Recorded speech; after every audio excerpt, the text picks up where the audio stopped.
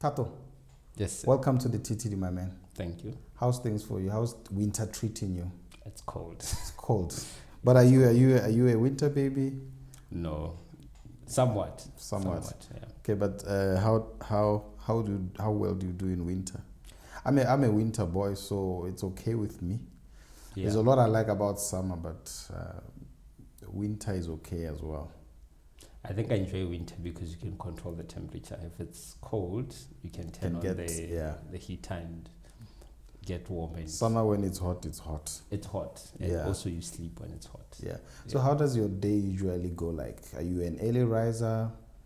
What do you do when you wake up? So I'm an early riser, but also depends on what season I'm in. If I'm in school learning, because apart from work, I believe in continuously learning.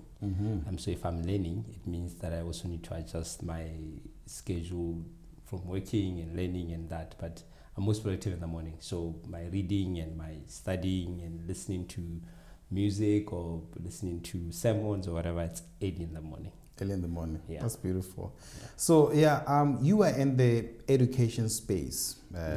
You work a lot with the young people. But where did your passion come from? What did you study? So I studied special education and mathematics. Okay. Yeah. Mathematics. Yeah. You are the what we call the crack. No. No. Okay. I think I'm more street smart than book smart. Oh, that's interesting. Yeah. So you said special needs. Special education. Yeah. And mathematics. Yeah. What does that mean? Like special education, what do you focus on? So from what I've studied, so there are 4 parts. We say that a child or a person is either intellectually impaired, visually impaired, hearing impaired, or learning disability or learning difficulties. Okay. So those are the 4 different parts of what we can group the special education under or special needs under.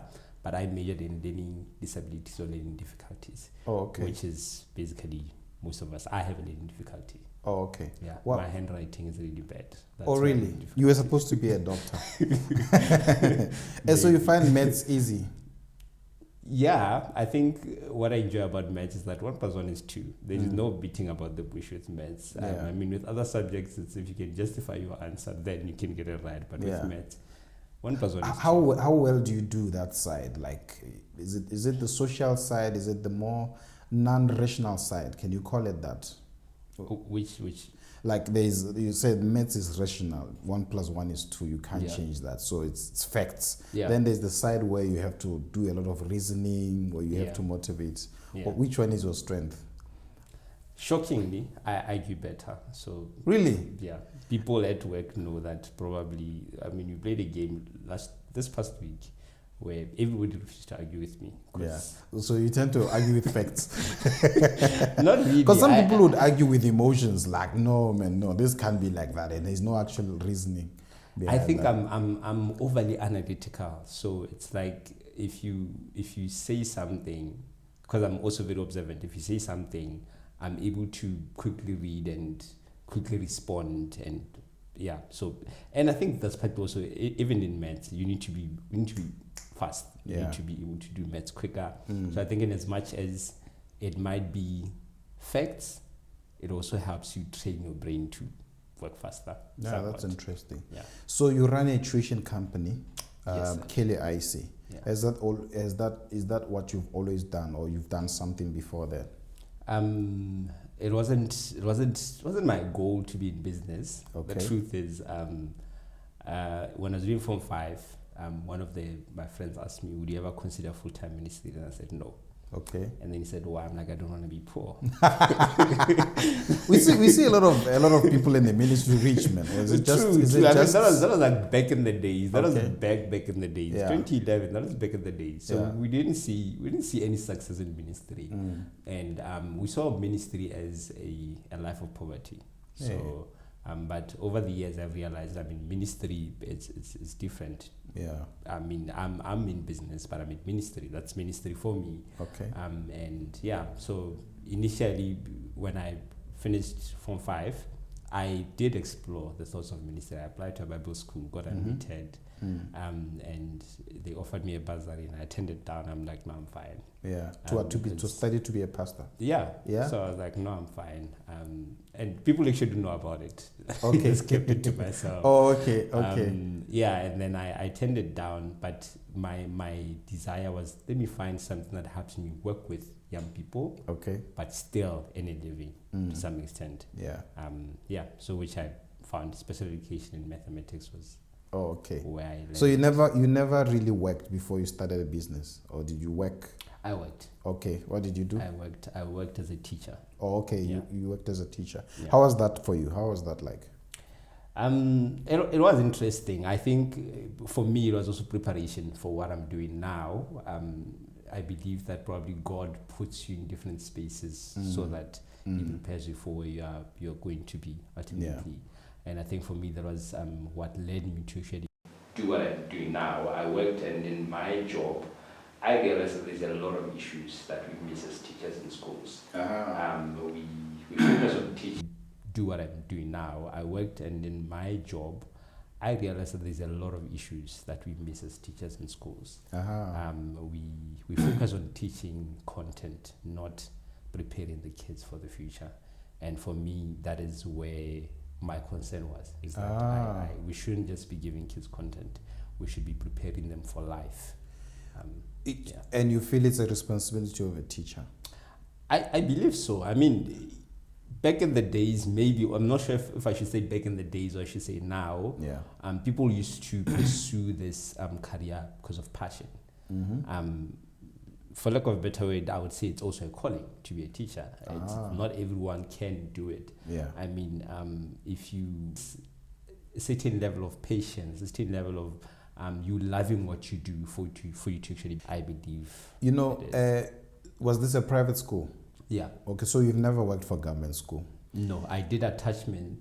All my attachments were in government schools. Okay. And also all my volunteer work, all my 4 years in university, the 3 months that I was on vacation, I did volunteer work. How different is it to work for a public school and to work for a private school? Just generally as a teacher, your well-being, the way the students, the work, how comparable it is it? I think the workload in government school is a bit more, partly also because the numbers are high in the schools. You mean teacher-student ratio? Teacher-student ratio, okay. The numbers are high. Yeah. Whereas in the private school, numbers are less, but at the same time, I mean, the struggle of dealing with kids is real everywhere.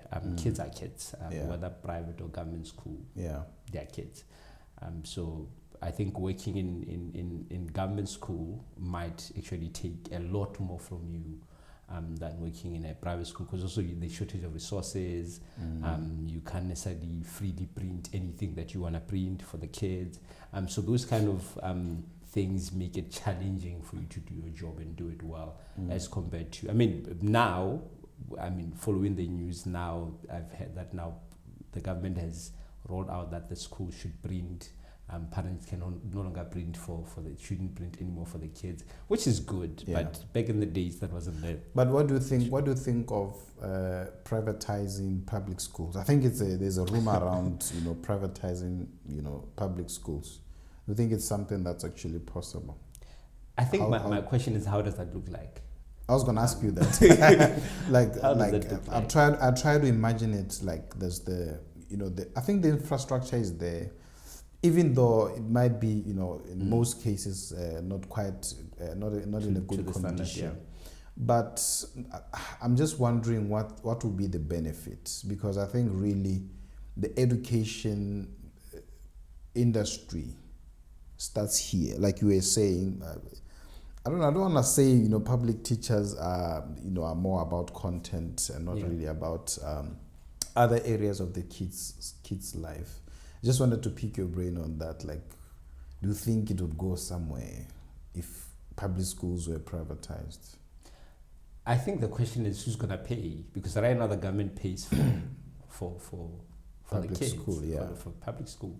So if there's money to pay, both to pay the teachers well, to get the resources, and then also to have the systems that are running well. I think that the issues that we have in any institution is the systems. You can have brilliant ideas, but if your systems are not helping you implement those ideas, that will fail. Private education, it's expensive for a lot of Botswana. Yeah. Do you think it's worth it, though? It is worth it. In my perspective, it is worth it. Okay, if you choose the right school, it is worth it. So, I don't want to talk about, we won't mention names. If you choose the right school, so what you imply there is that there's some private schools that are not good. I wouldn't necessarily say that some private schools are not good. For lack of a better word, I would say not. Okay, I'll compare it to marriage or to relationships.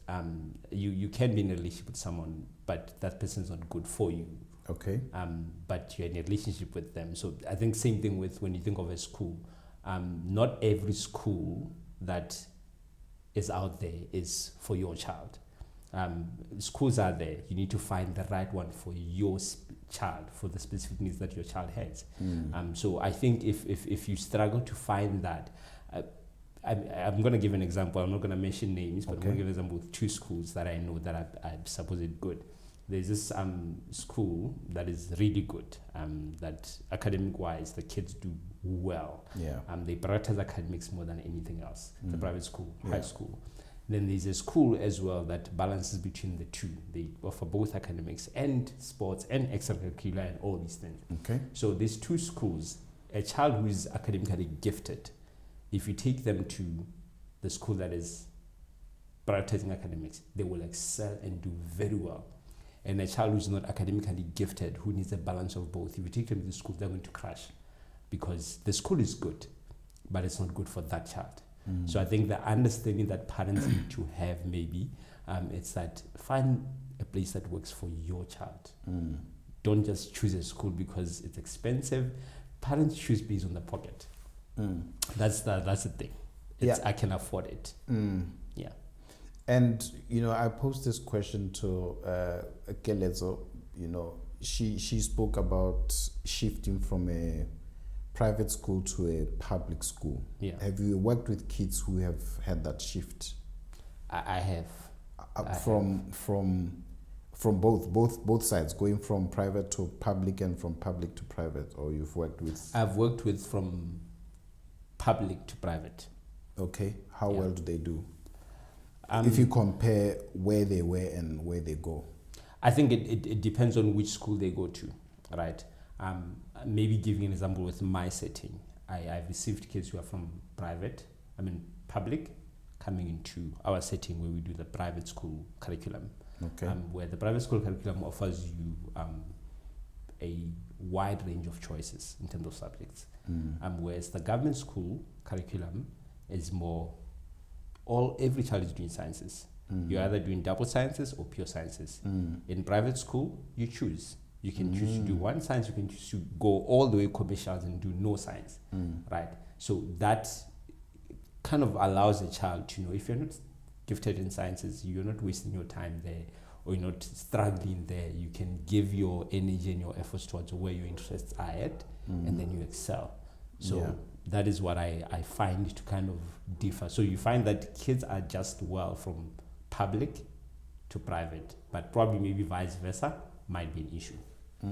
Yeah, because again, private school kids are street smart. Public school kids are street smart. Yeah.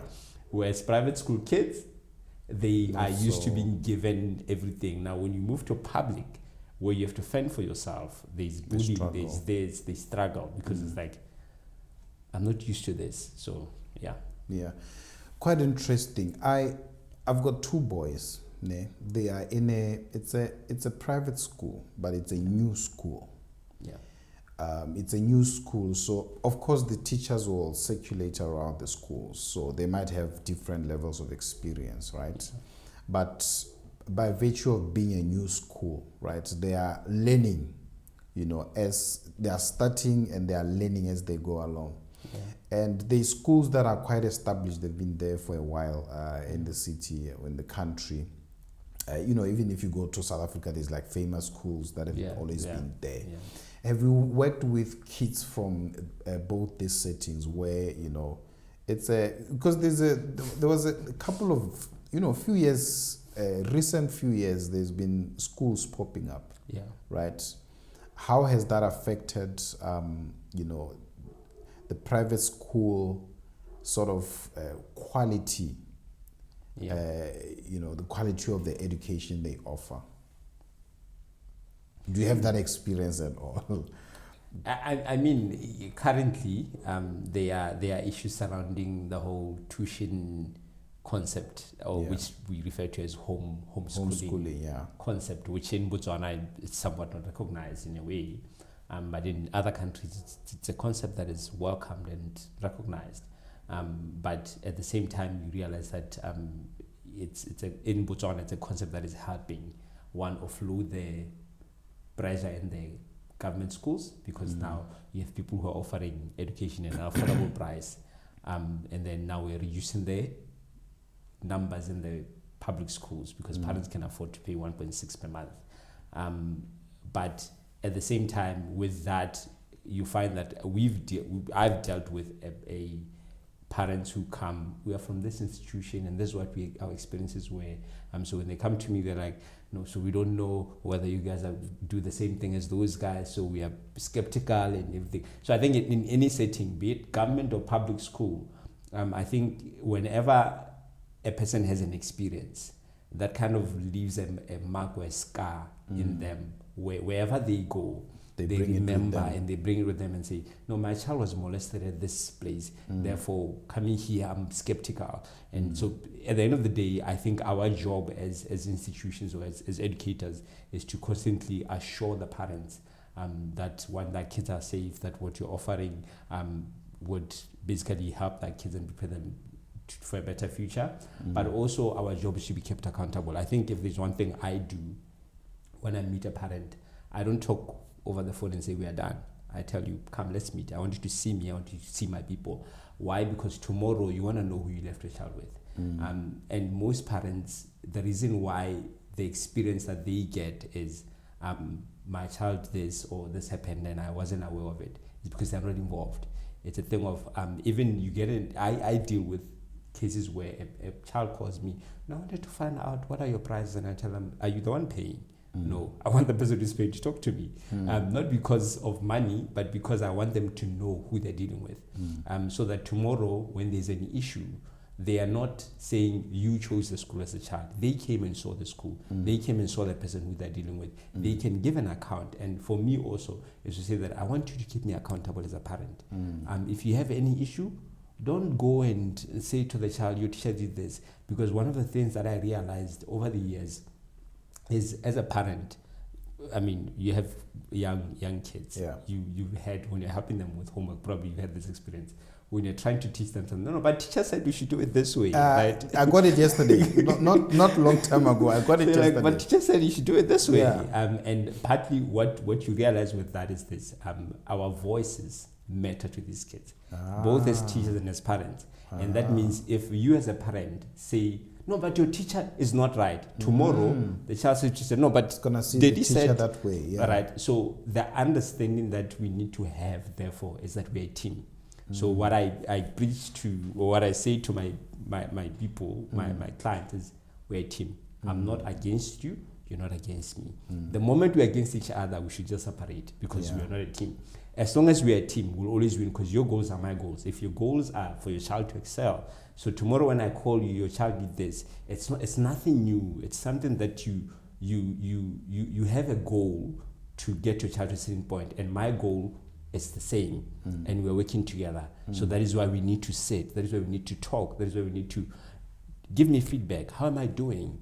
As a teacher, am I failing your child somewhere? Same thing. I give you feedback as a parent, because when your child is with me, they are my child as well. So that means if they come to me and say, hey, Ghana, I have this issue, this is what happened, I'm responsible as well to make you aware your child is struggling with this and this and that. But if you're not there, I can't. Quite intriguing. I want us to talk about your business directly. Tell me about your business model. But before that, did you say tuition schools are not recognized? What did you say? What's the deal with tuition schools being recognized as actually, valid institutions of education? Is there? Well, you're saying something around that. So in Botswana currently, there is no governing structure for that, which means currently there's even if you ask, are we recognized as schools or what? We can't necessarily say we are recognized as schools, because the when you look at the Act, the Education Act, or when you look at the Botswana law of what you are required to have for you to be recognized as school, structure-wise, none of the tuition companies are meeting those requirements. What are they recognized as? Because they are businesses, they are operating. I think it's just that. It's businesses. Okay. It's businesses. I think that is the recognition.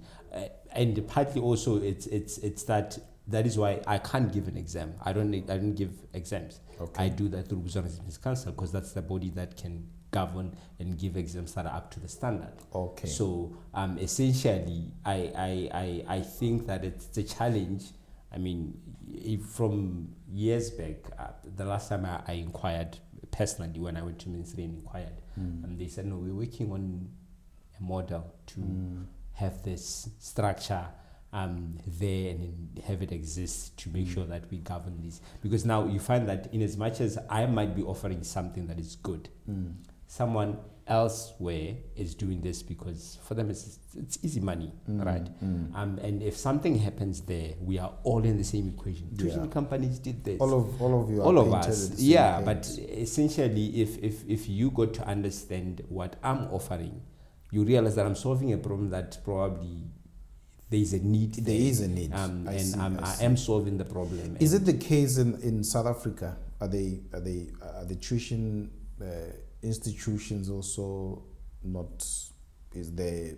No, I think there's some form of governing body. Okay. There is some. I mean, homeschooling is recognized in South Africa. Okay.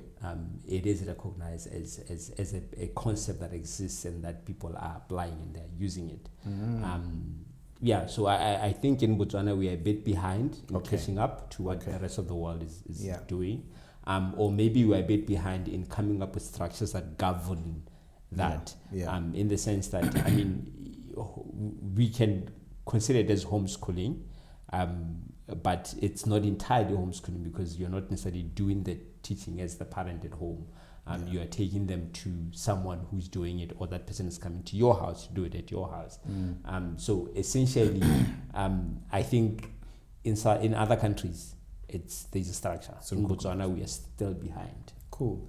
Yeah. So your model. What do you offer it as Keli-Isi?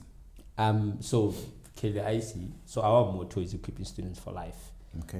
What we try to do is we offer what probably we try to create an environment for kids who are not fitting in the normal school setting. Okay. That is what we try to do. Okay. And partly also that probably comes from the fact that I did special education, measuring learning difficulties, where basically you have kids who have diverse needs. Learning difficulty is such a broad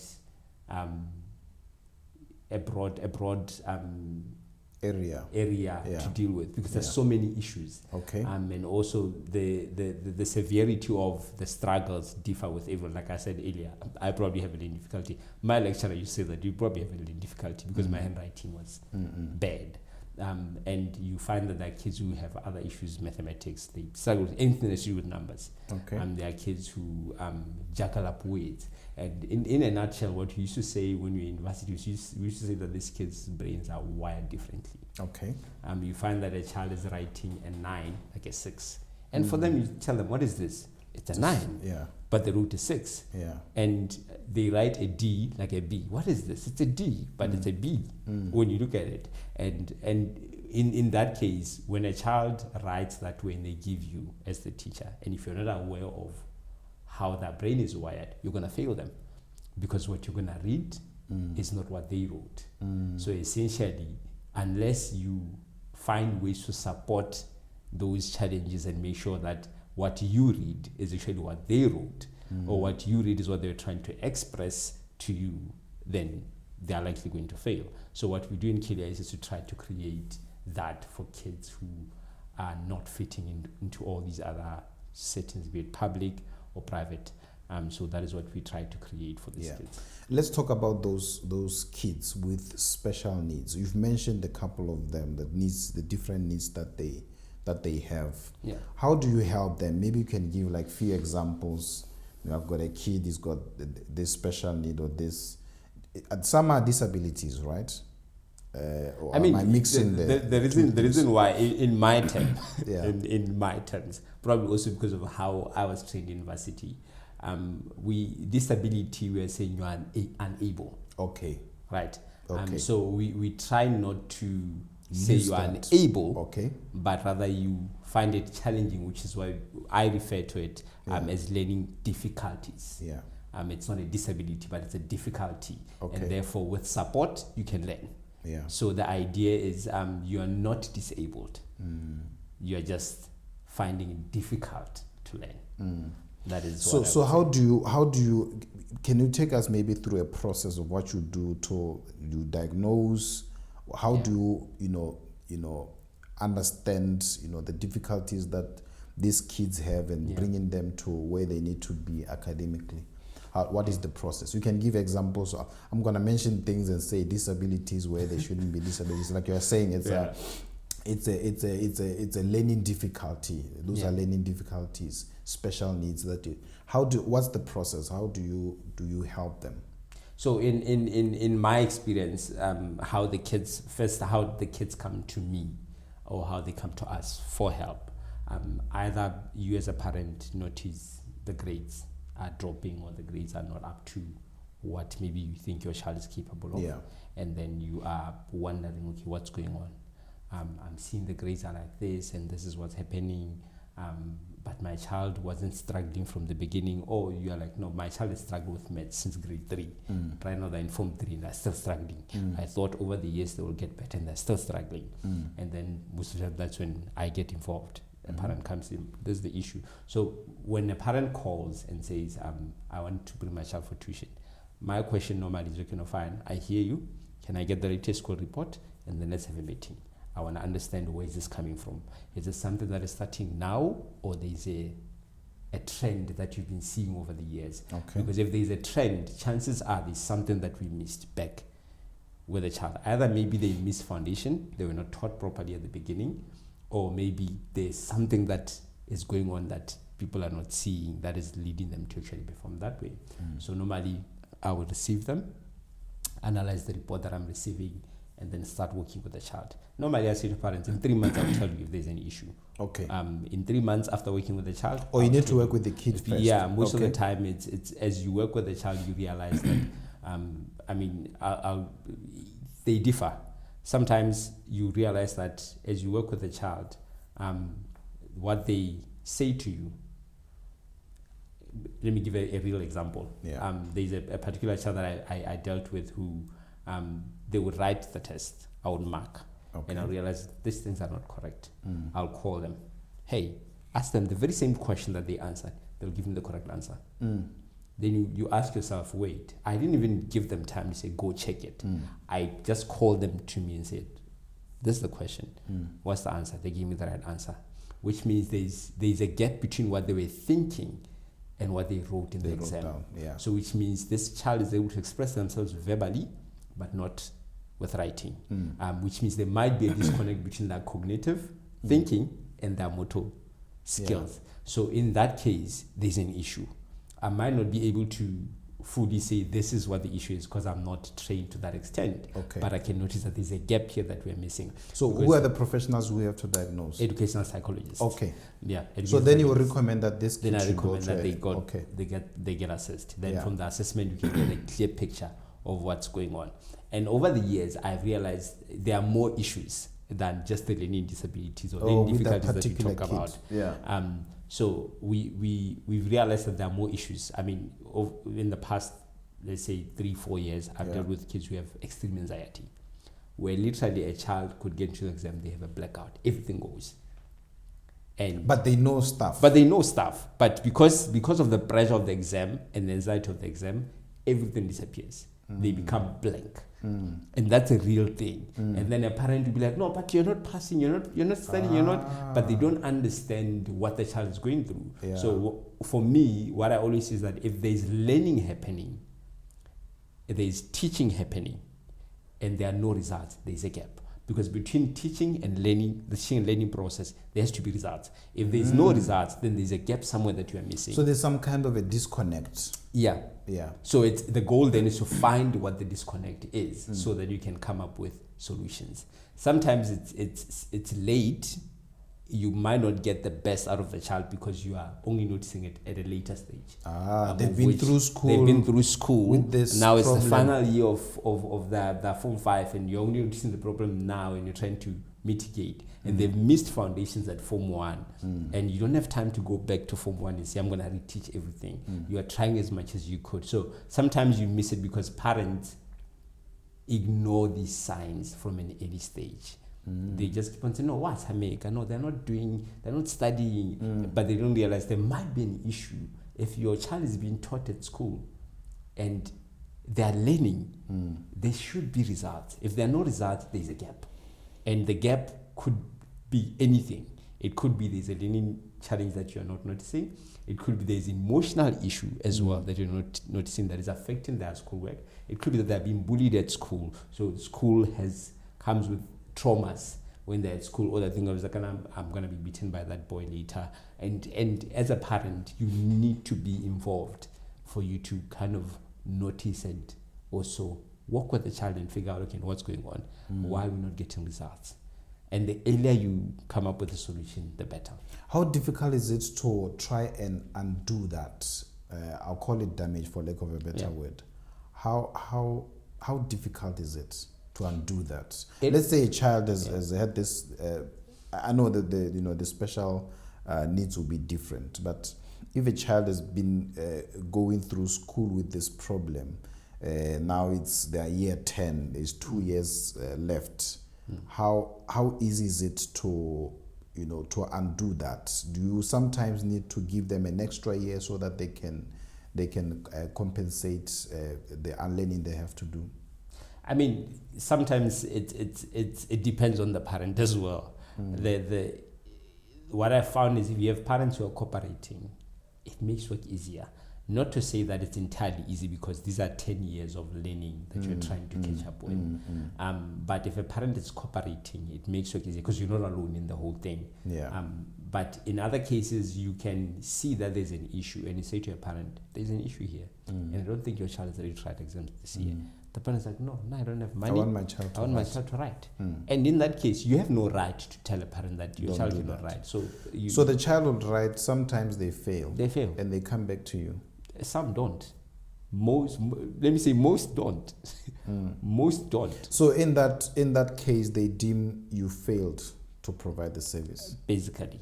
Not only that, but even the child. Now the child is in the society. But you've now labeled this child as a child who is academically not gifted, or who is not able to achieve, who is not able to go to university. And you've not only labeled the child, but also you've kind of cut that dream short, because if they had dreams to go to university and achieve certain things, because you fail to provide them with what they need to get to that point, they are stuck. Now you find them in the streets trying to find a job, but when you talk to that child, you're like, wait, you're smart. Like, how come you're here, but you're really smart?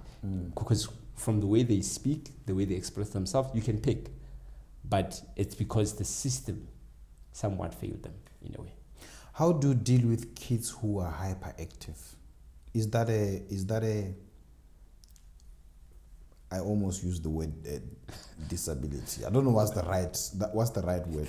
There's kids who are hyperactive. They can't stay in one place and learn. How do you deal with kids like that? Is there something they need to, a special sort of attention they need to be given? I mean, when you talk about teacher-student ratio in public schools. I don't know. At one point I heard it was like 1 to 30 kids. 1 to 43. It's crazy. And for tuition schools, it's probably smaller. You said yours is what? 1:5. 1:5. Yeah. How do you make money? We'll come back to that. Because if one teacher is focusing on 5 kids at a time, I was just trying to imagine how you make profit from that. But you know, my question was, kids like that who are hyperactive, how do you deal with kids who are like that? So in a bigger setting, it's difficult because not only are they disturbing other kids, but also they stand a less chance to benefit from whatever instruction that they're being given. So in my experience, I've dealt with even younger kids who had the same. So there are 2 sides. There is ADD, attention deficit disorder. Then there's ADHD. So also professionals might bash me because I'm not necessarily too much into it. I learned the foundations of it. So ADHD is attention deficit hyperactive disorder. Okay. So in the other ones who are attention deficit hyperactive disorder, not only are they inattentive, but also they're hyper. Okay. There's a spice on top. Yes. ADD, they're just inattentive. The attention there's a deficit in the attention, which means they can't concentrate for a long time. I've had people are called attention of a 2-year-old. Yes. And it's there in adults as well. It's there. So the thing is, what I've learned, it's the system that I used to help those kids who have ADHD or ADD. It's the reward. I created a reward system. Okay. It's to train their mind to concentrate longer. But also, I will say something else also that people might bash me for it, but that's what I've learned over the years as well. So what I do is that I first train them and say, no, this child can concentrate for 10 minutes. Say to them, you're going to sit and do your work for 10 minutes. After 10 minutes, I'm going to give you a 2 minutes break. They look forward to that 2 minutes. So they're going to sit and be attentive for those 10 minutes. Before they know it, I've increased the time to 15 minutes. Then I increase it to 20 minutes. Then I increase it to 30 minutes. Before you know it, this child can sit for an hour because they're looking forward to a break afterwards. And that kind of trains their brain. But what I've learned over the years, which again, professionals will bash me for it, but it's my own experience working with the kids, is that there's learned behavior. There's learned behavior that then we categorize as a disability or as a difficulty that a child has, but it's a learned behavior. In this sense, right now, when your kids are eating, they are small. What are they doing? They're eating while they're watching TV. You are training their brain to concentrate on 2 things at the same time. They're not focusing on what they're doing. So they're eating, they're watching TV. And what they're doing is that they're training their brain to say, no, but you can't sit and focus on the one thing. Now, a couple of years later, they're in school. You want them to sit and focus on the books. Just focus on this particular subject. And you wonder why the child wants to stand up. But you've long trained them. Similarly, TikTok. Our kids don't learn to sit and watch a 1-hour movie. All they're doing is every 5 minutes they're scrolling. So what you're doing is you're training the brain. You can only concentrate for this amount of time. You're busy just scrolling. Before you know it, the child cannot sit and focus on one thing for a long time. Why? Because their brain has just been programmed over the years that this is what you do, this is what you do. So those are learned behavior. Then you're shocked when they're teenagers, they have ADHD or they have ADD. But it's because now you are expecting something from them that you never instilled. So I think for me, the thing is, like I say to people who have young kids, you have an opportunity to also instill certain things that would help your kids. But if you allow them, I mean, kids have phones these days from as early as 5 years old. Toddlers, man. Whereas with our age, I never phone till I was 16. So at that point, you've not had this access.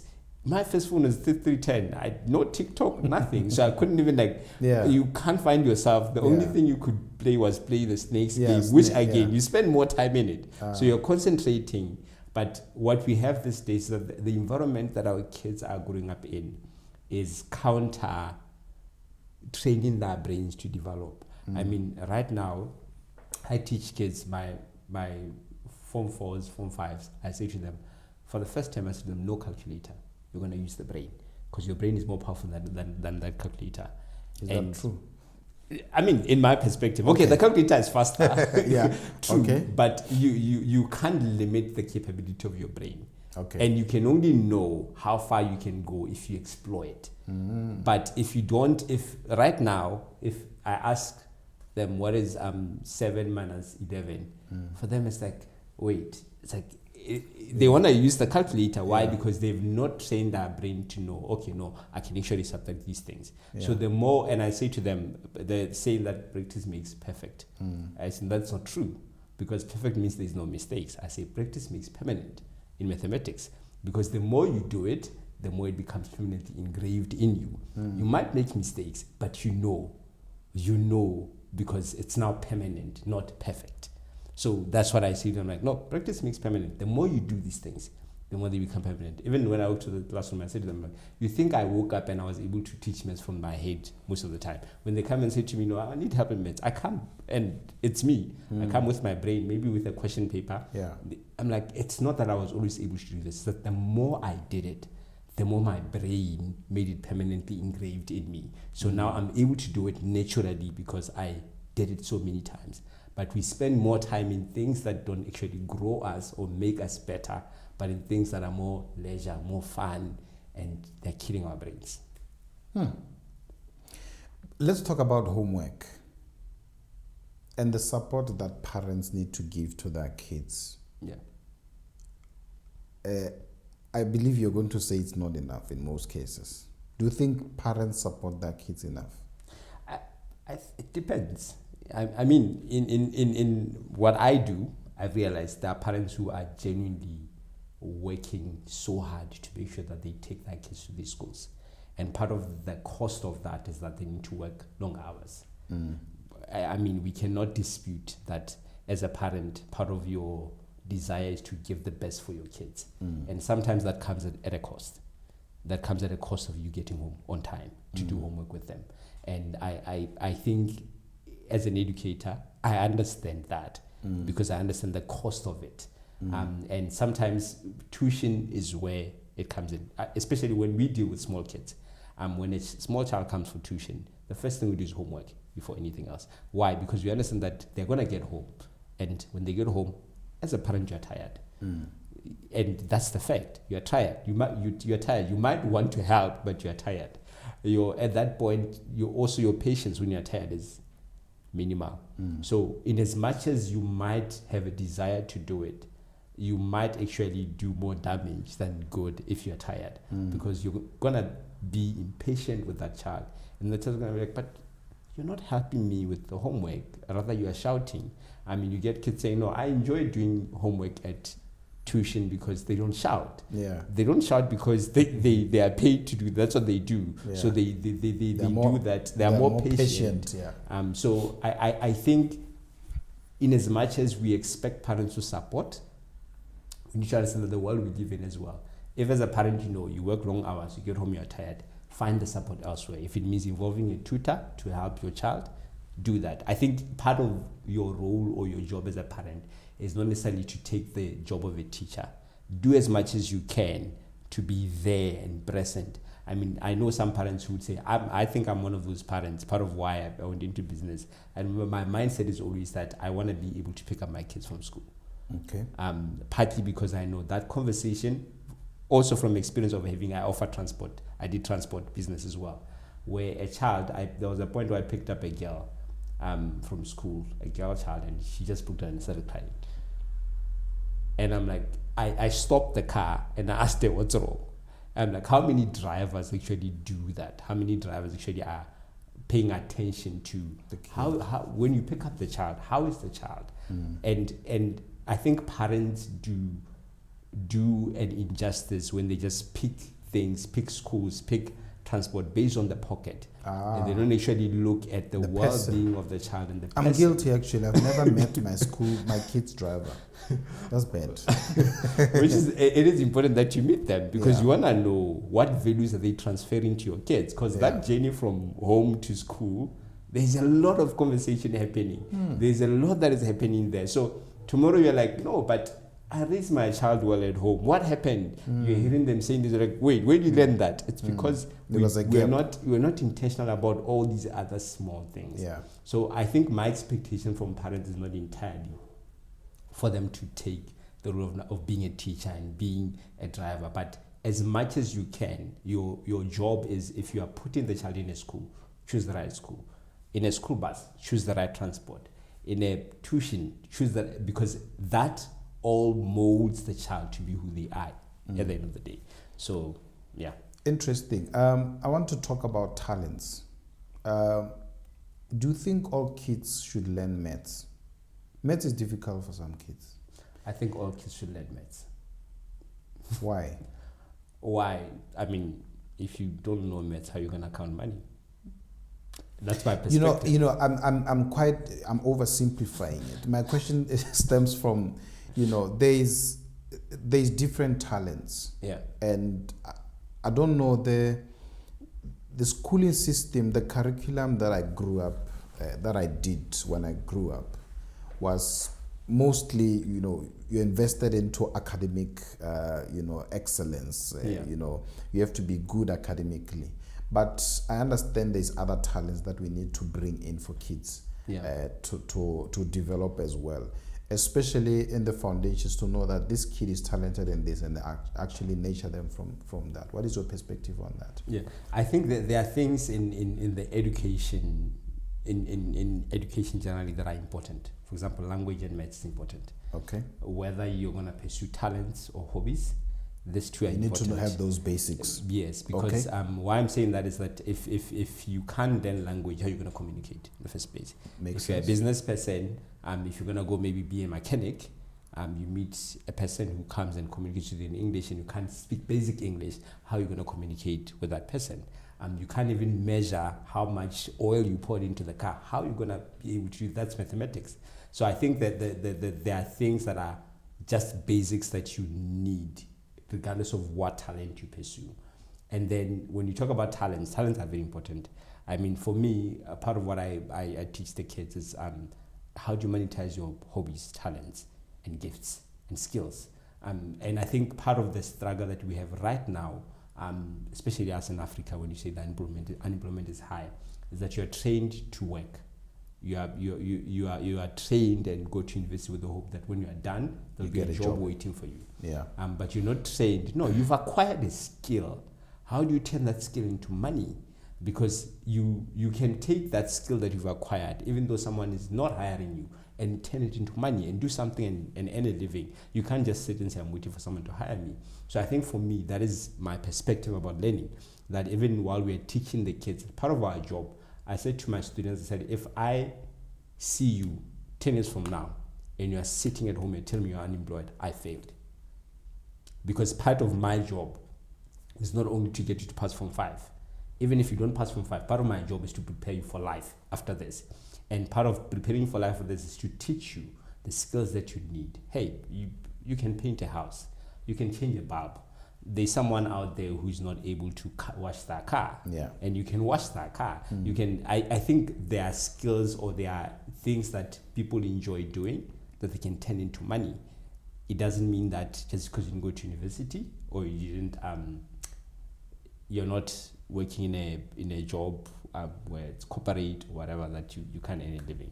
So I believe schools should incorporate the idea of teaching the kids. Okay. Do you actually talk to kids about that? We do. Other things they can explore. For us, we do. Not only do we talk to them, but we teach them. I mean, last term we did a basic car maintenance exercise where I opened the car. I learned to service a car from YouTube. Funny thing, I just went through YouTube. The first car that I had when I started business in 2018 was broken, and I had no money. So I had no money, how to fix and I had to learn to fix it myself. So what I did is I went through YouTube, put the car there, Googled it, and then I learned how to drain the oil, change the oil filter and everything. And then from there, ever since then, I learned how to change brake pads. I learned how to. So then I was like, this is way easier than we think. And there's someone out there who is not able to do that for themselves because they are busy, they don't have time, but they are looking for someone to do service, that. Yeah. So if you learn those basic skills, you don't have to sit and say, I'm unemployed. You can go and offer someone a service and say, let me help you. Let me service your car. Let me do this thing. And I think those are things that are very important. For us, that is what we try to do. Even changing bulbs. Normally when I'm doing maintenance, I say to the kids, come. Especially because most of them are boys. Come, let's do maintenance together.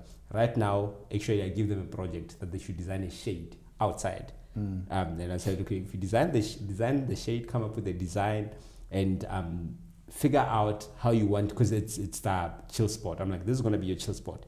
Go on Pinterest, look for a design. Let's see how we can build this thing together and get the skills that you guys need. Tomorrow, you might use that skill to do something and earn money. Kid, I don't know, I wonder if parents actually encourage their kids to do that. I'm sure some do, but, I'm sure some parents have, teenage kids. Yeah. But they don't wash their cars. There's a certain household, I won't mention, but the mother has to cook for big girls. And that's bad. Yeah. Part of what you do and what you are passionate about is leadership. Tell us about the work you do, leading young people, developing young leaders, I would call it. Yeah. Yeah. I think for me, part of what I look at, especially young boys, I think that's a group that I'm really passionate about, because I believe some of the issues that we have in the society, the crime, moral, behavior issues, it's mostly boys.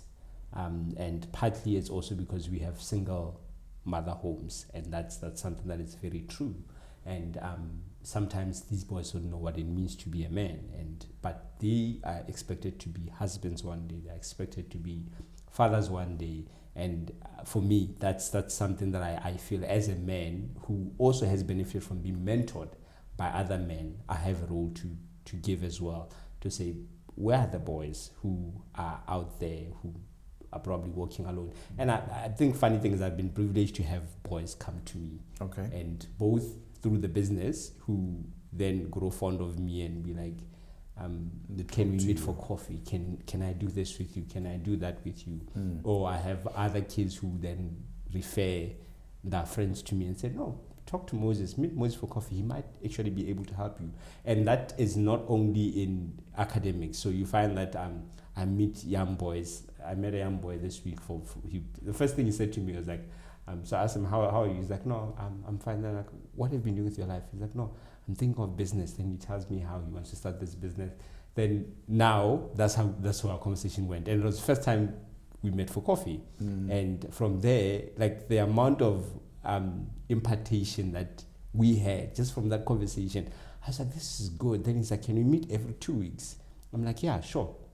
It won't hurt to meet every 2 weeks. Just meet a young boy, have coffee, talk about life. And I think what we need, especially men, we need both to find boys to work with, and we need to find people to work with us. And I think for me, that's partly my passion. It's to see these young people who are going to be our future leaders, future presidents, future ministers, be not only people who excel academically, but be people who are holistically well-rounded.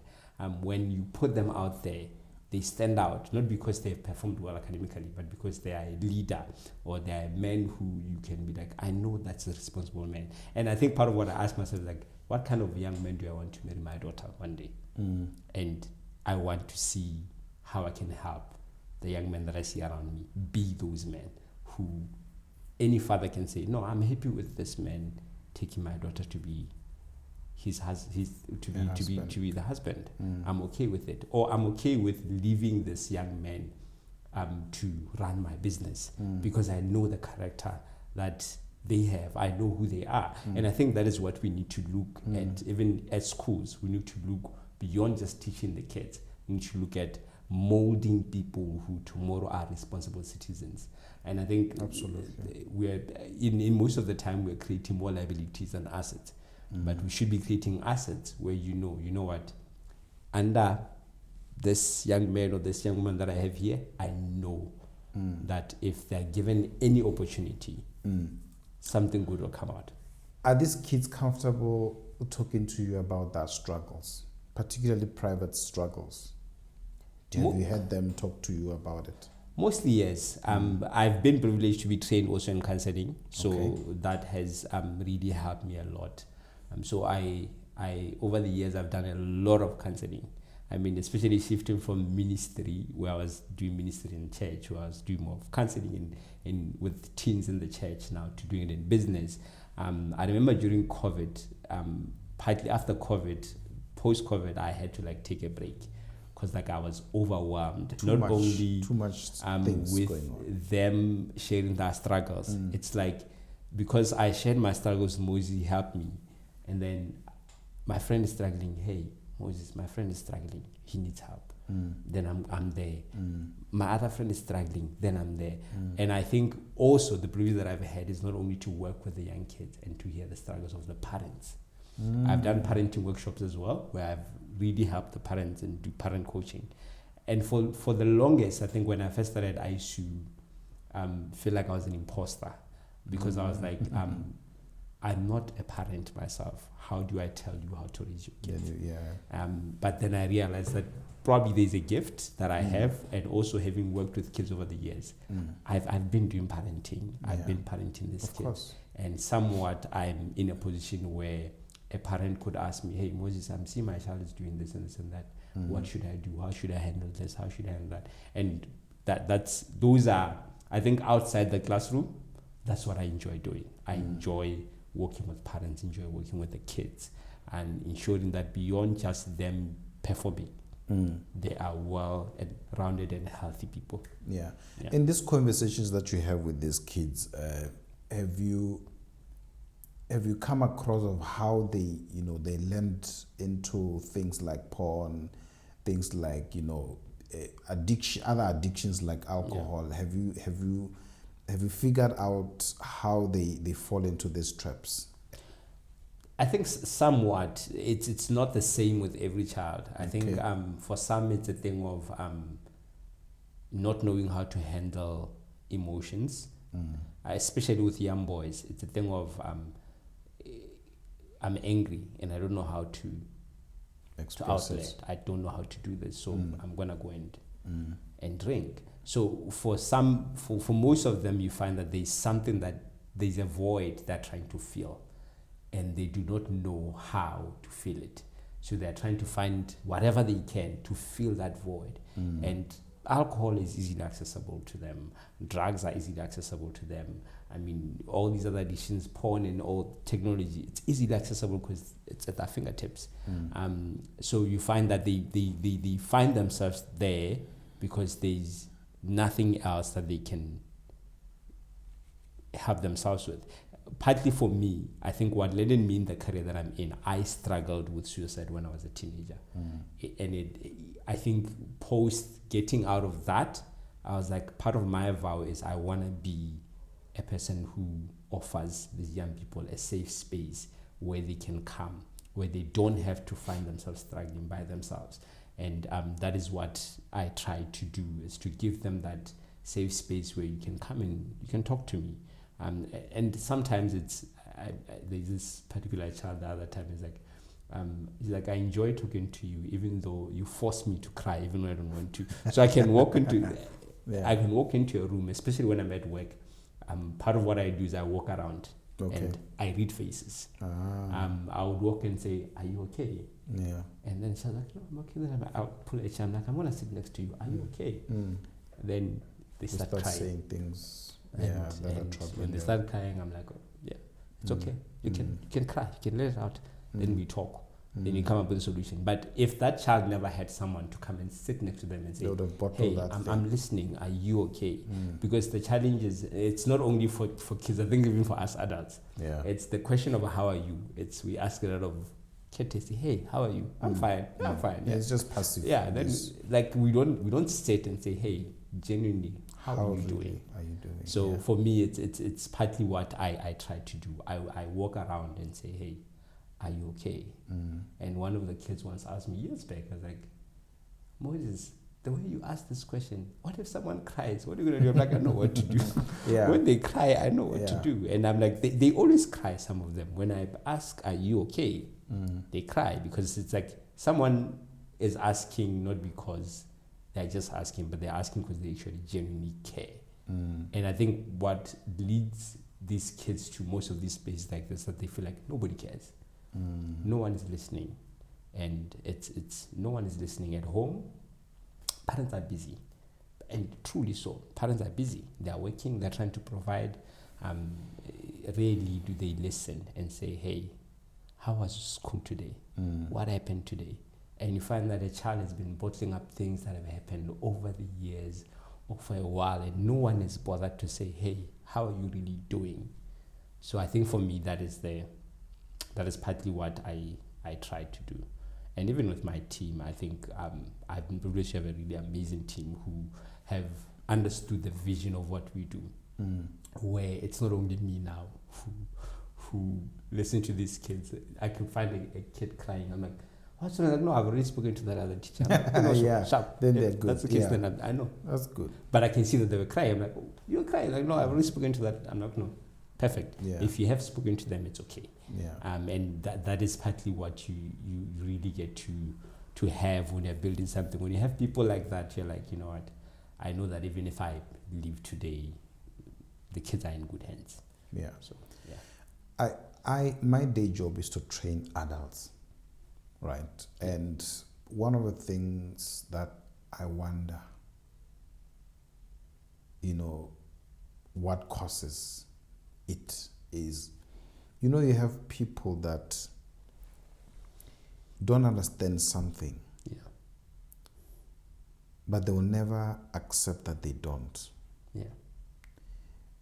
You usually see it maybe in their results, or they tend to hold back, they don't participate. Is that problem there in kids, and what causes that? How can we try and mitigate that issue? Because these people leave and you feel like the time has passed for a particular training, but you're not really sure whether they grasped anything. Is it there with kids, and how do you deal with that? I mean, it's there, and it's partly also, remember when we said that whatever happens to you, you carry it along with you. So you find that at one point when they expressed that they didn't understand, they were either mocked or laughed at. They were not received well. So now they live with this fear of, if I express lack of understanding, I'm seen as dumb, I'm seen as slow, I'm seen as one who's struggling, or one who's incapable. So I think part of the solution to creating an environment where they can speak is make sure that it is safe. And it's so challenging even amongst the kids, because especially teenagers, especially boys, it's like mocking each other. It's a game. It's how we make life easy. So we laugh about things that are sometimes painful. And part of what I constantly have to say to my kids is that you might not have a problem with someone laughing at you for that, but someone might. So just because you don't have a problem with it, it doesn't mean that the other person do it to the person. So and that is I think it's such a difficult thing, but you need to create the culture of saying this is safe, of saying just because they are not as fast as you are, it doesn't mean that they are entirely doomed. But also the strategy that I also try to use, I try to leverage on people's strengths.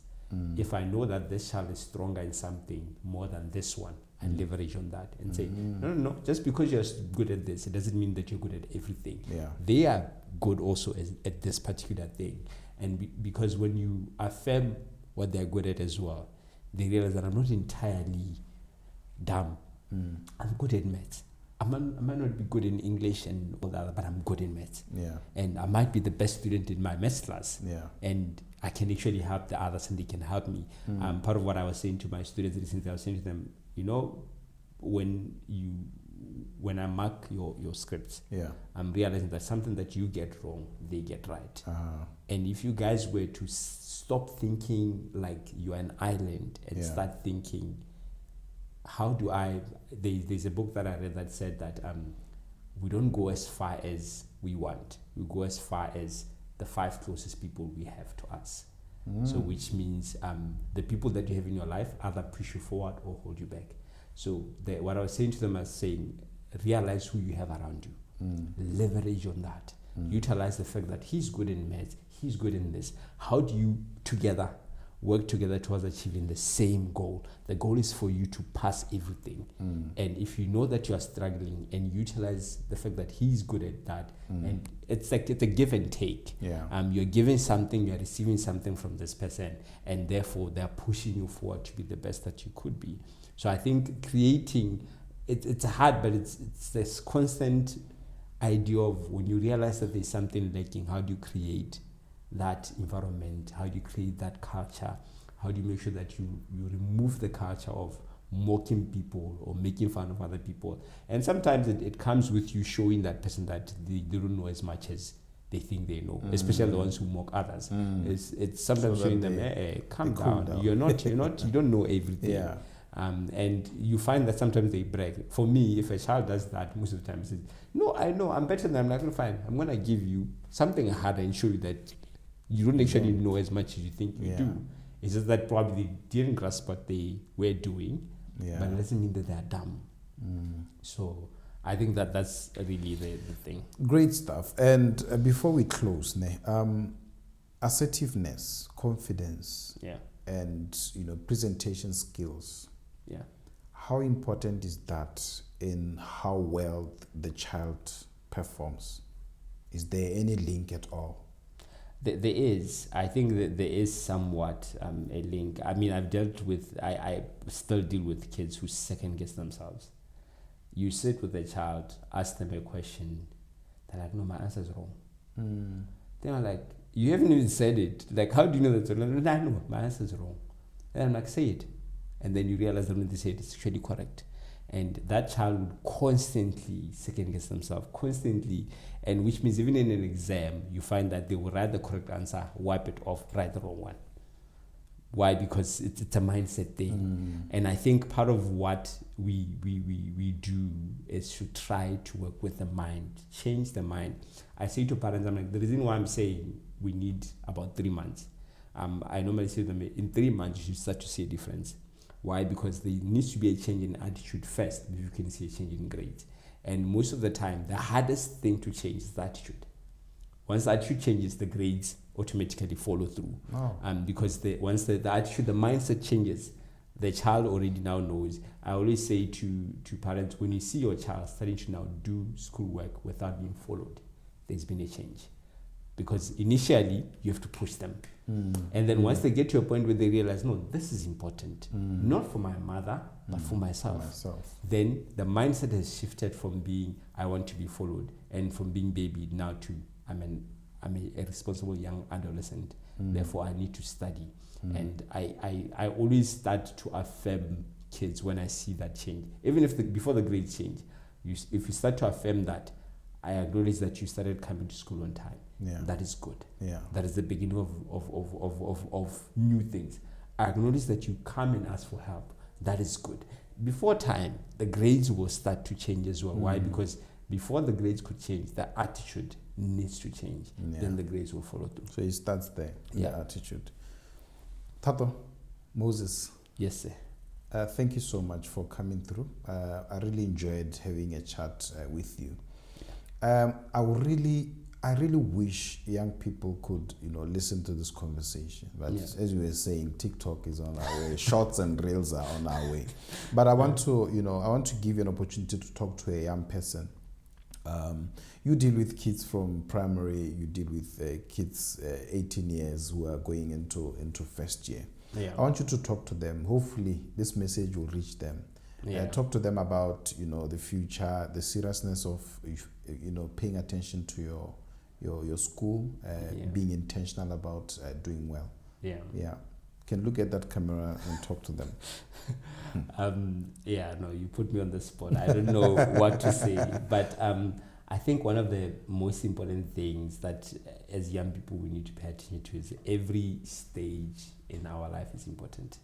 And I think the moment you realize that the stage you are in will help you in the next stage, and you utilize the fact that I'm in school right now, I should focus on school and not focus on all these other things. I mean, I'll give an example with, I always say to this, because alcohol doesn't end. You'll find it waiting for you. You'll be an adult, you will drink it, you'll get bored, you'll get tired. So all these things that you're chasing after will still be there. But the unfortunate thing is that if you don't focus on where you are now, you will get to that point and you can't even afford those things anymore. Why? Because you chased after them before time. And by the time you get there now, your friends or your age mates are enjoying it. For you, it's like, I can't afford to even buy what I want. I can't afford to live the life that I want. So it's realize that the stage you are in, if you jump ahead, you rob yourself of enjoying what's ahead, because you went ahead of time. So it's where I am now. I think it's important that you are aware of where you are. Even myself, not only like kids or students, even myself, I'm someone who is very much, I'm constantly aware of myself, both how am I doing emotionally, mentally, how am I doing with life in general, what are my goals, what am I trying to achieve. And what I've learned is if there are certain things that if you're going to achieve them, you need to basically deny yourself of certain things. I give an example with my life of being into business and what I do, and I say to people, I'm like, my age mates, some of my age mates, when you knock off, you go drink alcohol. For me, because of what I'm building and what I want to achieve, I have to deny myself of certain things because of what I want to build. So when people are going to certain places, I'm doing certain things. When people are probably drinking, maybe I'm studying, and because I'm trying to grow myself as a person. So I think the idea is ask yourself, who do you want to be? Maybe in the next 5 years, in the next 10 years. What do you need to do now for you to be that person? What do you need to deny yourself now for you to be that person? Who do you need to surround yourself with now for you to be that person? Because those things are important in getting you to where you need to be. But if you decide to say, no, I'm just going to enjoy, I think there's a saying of the young people, you only live once. It's tomorrow will still be there waiting for you, and you won't be prepared for it because all you're focusing on is living for today. Tomorrow will be there waiting for you. So it's important that the mindset of I'm living for the moment should disappear. I should be thinking I'm living a life that if tomorrow, if anything happens to me, if I die, I'll be proud of the legacy that I've left behind. And we don't need to lie at the funeral and say, this person is a good person. Even though we know there's nothing like that. At least you will know that this person left a mark. I think that one of the most important things for all of us is to understand that we are put in this world because there's a purpose. If I leave this world today, the question that I ask myself is, okay, what impact would I have had on people's life?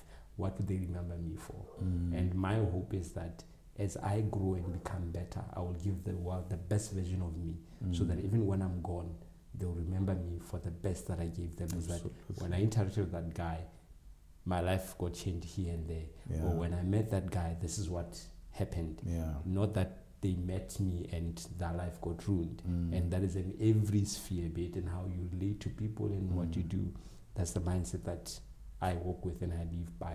So I think my hope is to have young people live a life that you're thinking, there's a life that I want to live, or there's a mark I want to leave behind. What is it that I want to leave behind? I just don't want to live for the sake of living and die a meaningless life. Beautiful. Tell us, where are you based? How can people contact you? So we are based in Block 8. I think in all social media platforms, it's Keli-Isi Tuition, Keli dash, the minus dash, IC Tuition. We're based in Block 8, next to LKC, between LKC and GIS. That's where you find us. We're based around those areas. And then I don't know if I should say the number. You can say the number, it's okay. Yeah. So our line is 7713-3180. That's where you can call us and find us. Even on WhatsApp, that's where we are. Fantastic stuff. Yeah. Thato, thank you so much for coming through, man. Much. All the best with what you're doing. I love it. And hopefully more parents will realize the amount of work that you are doing and the impact that it will have in the future. TTD family, thank you so much for listening through. I'll talk to you on the next episode. Bye.